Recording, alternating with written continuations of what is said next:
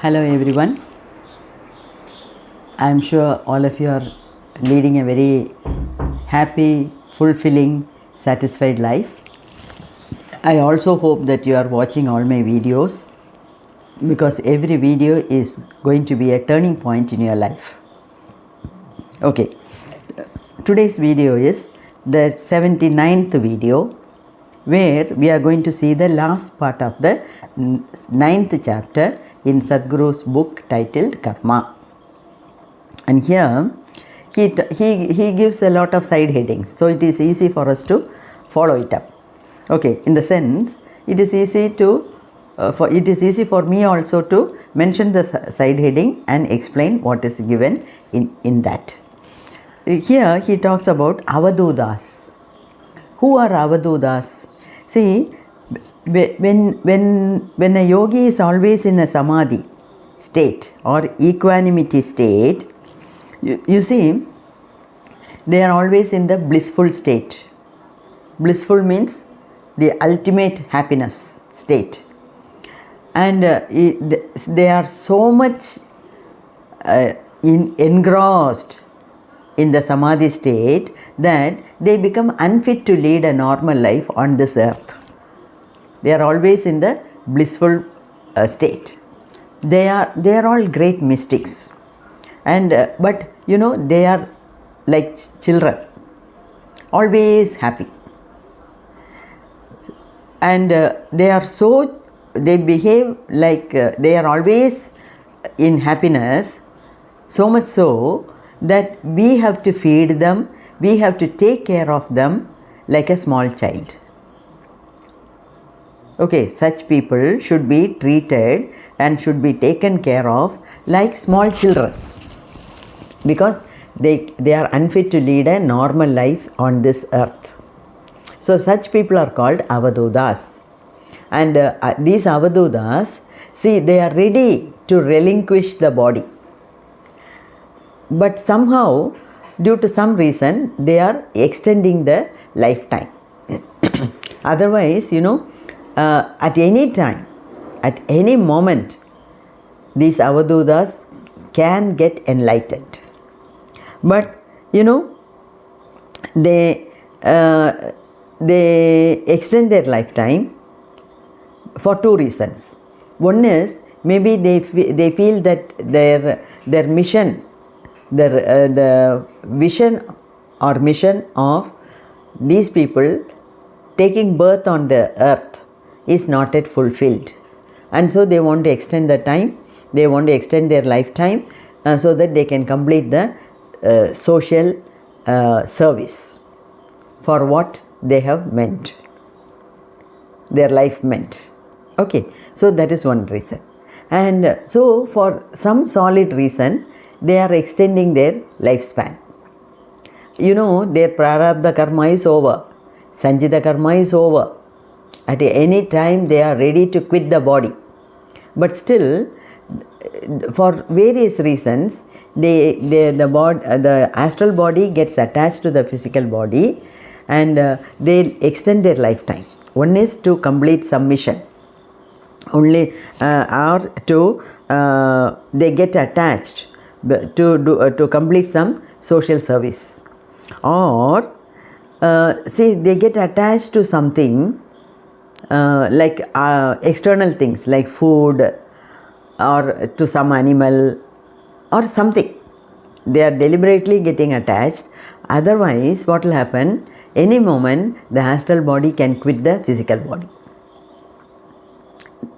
But they are capable of extending their lifetime. Okay, that's what he says.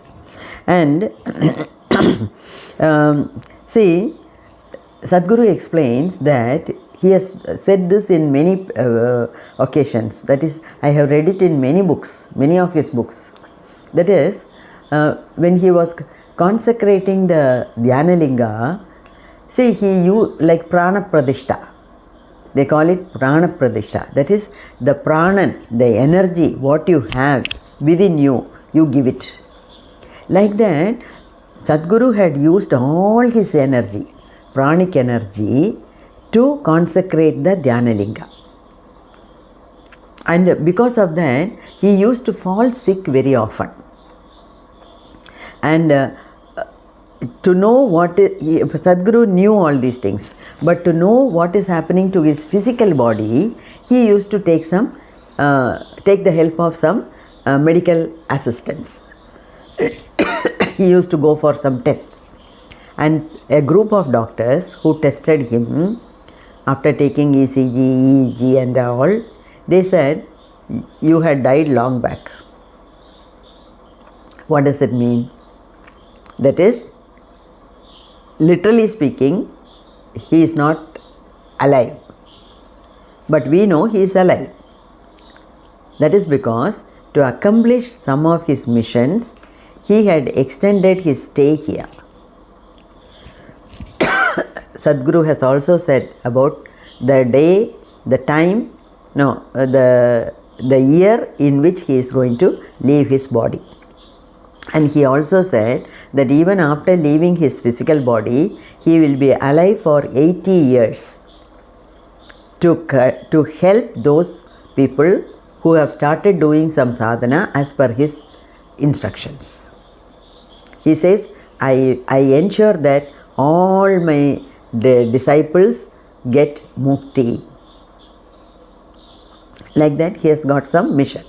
And he is doing a lot of social service, like planting 1 million trees, meeting all the high officials, and trying to bring about some social reformations.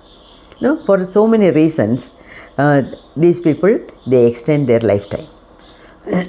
And Sadhguru also says that because of transferring all his energy, pranic energy to Dhyanalinga, he became so feeble. His body became so feeble.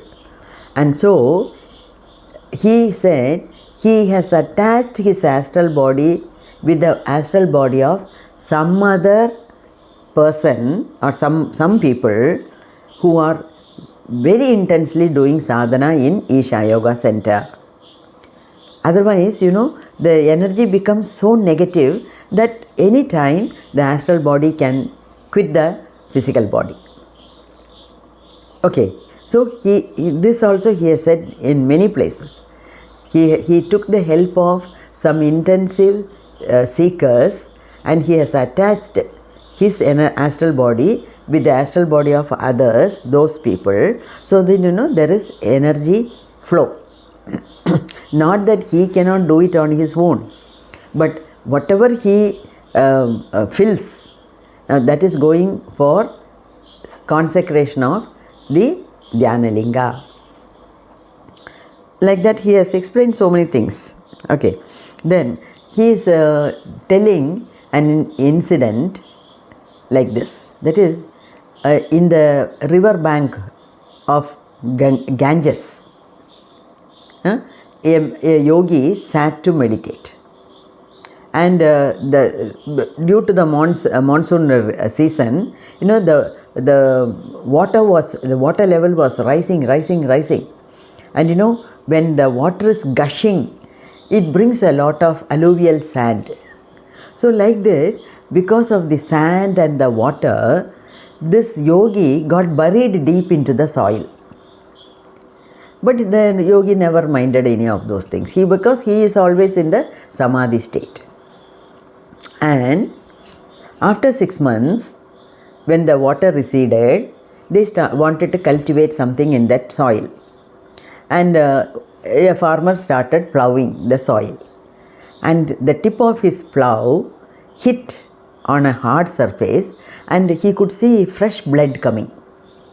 Then he thought, if fresh blood is coming, that means I have hit a human being, a live person. Otherwise, blood will not flow like this if it had been a dead body. So he kept away the plough, and he started removing all the sand with his hands. And then he saw a full yogi sitting in meditative state. And by the time the yogi also realized this, and he just got up and walked off. He never bothered about his head being hit or the blood gushing out or anything like that. I have read something like this in another book, which also I will be doing the review. Okay, that is, I think near Karur or in Tamil Nadu, there was a yogi who was always in the samadhi state, and he walks on the streets, and when he is walking, suppose if the dress slips from his waist, he is not aware of it, because he is always in the blissful state.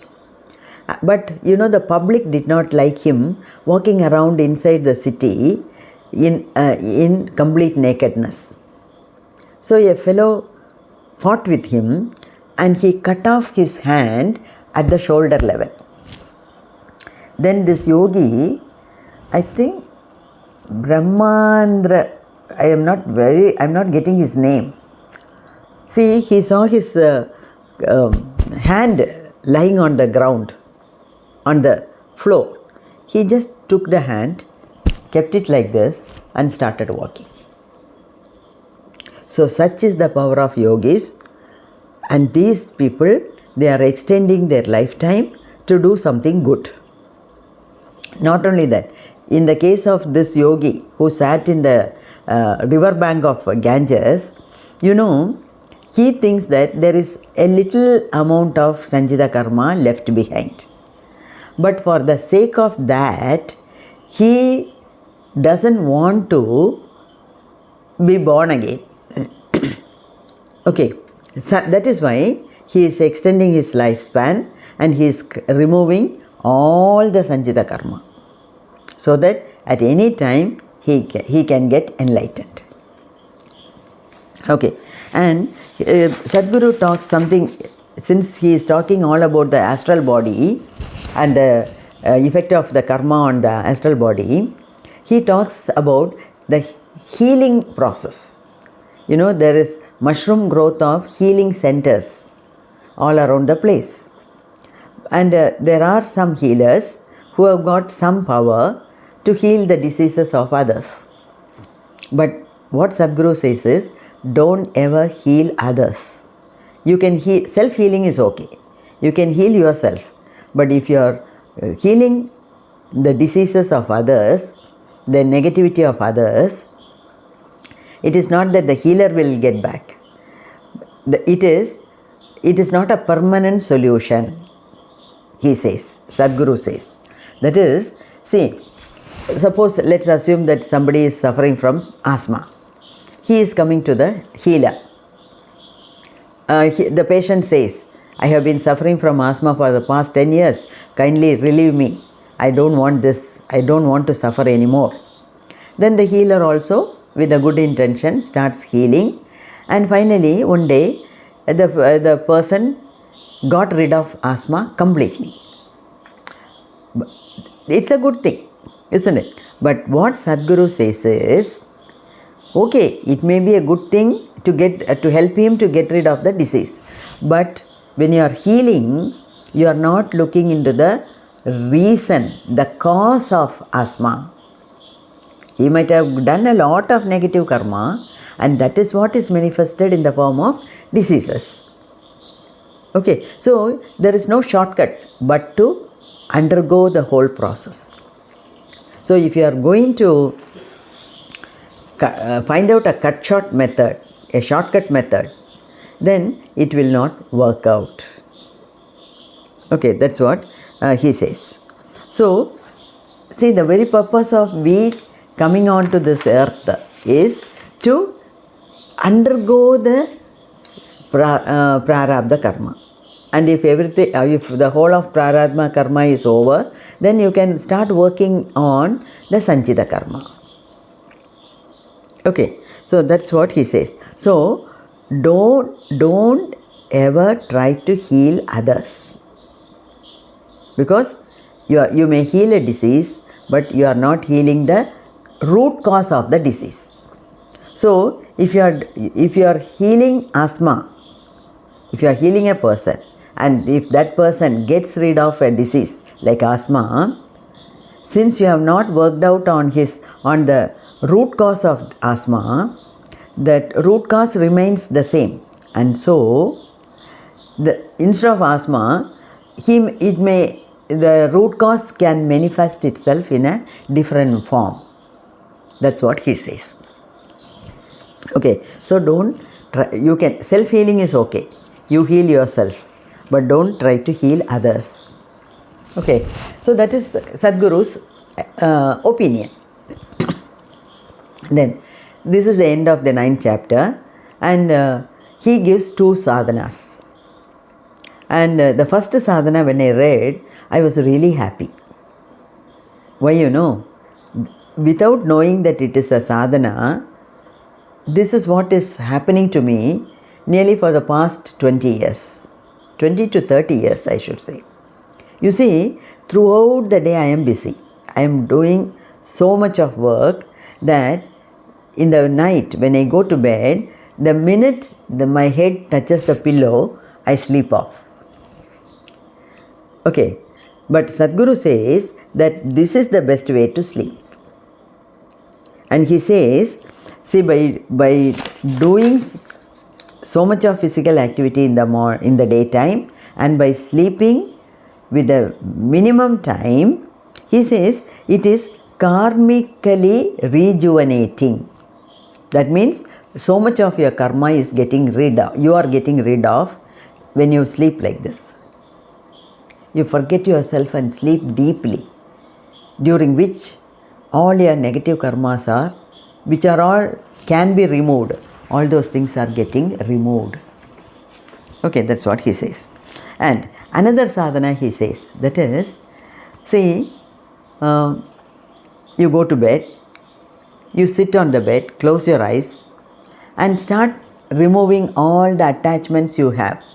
The attachments with your children, with your grandchildren, with the house, with the car, with the animal, with your pet animal, with the tree, whatever it is.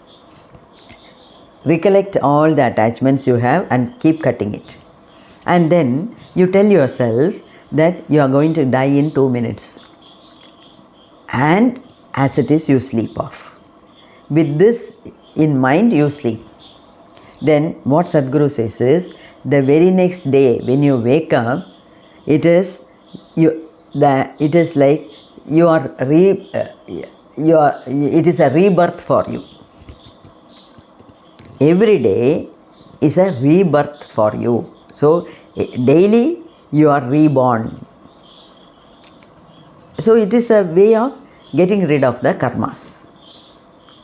Okay, so do a lot of physical activity and go to sleep. When you sleep, you know, I am also trying to do this. But you know, my Guru has already taught me so many sadhanas which can be done before sleeping. Lying on the bed, we can do certain things. But you know, every day I start, but I don't complete. Because by the time I sleep off. Anyway, now I realize that it's also karmically rejuvenating. That means I am getting rid of many of my negative karmas by doing this sort of sleep pattern, by following this sort of sleep pattern. It's not that I am doing it deliberately. It happens to me like that. So thank God, every day when I sleep, so much of my karma is getting vanished. So hereafter, you should also feel this way, and you have to work out your negative karmas like that. May God bless you all. Thank you.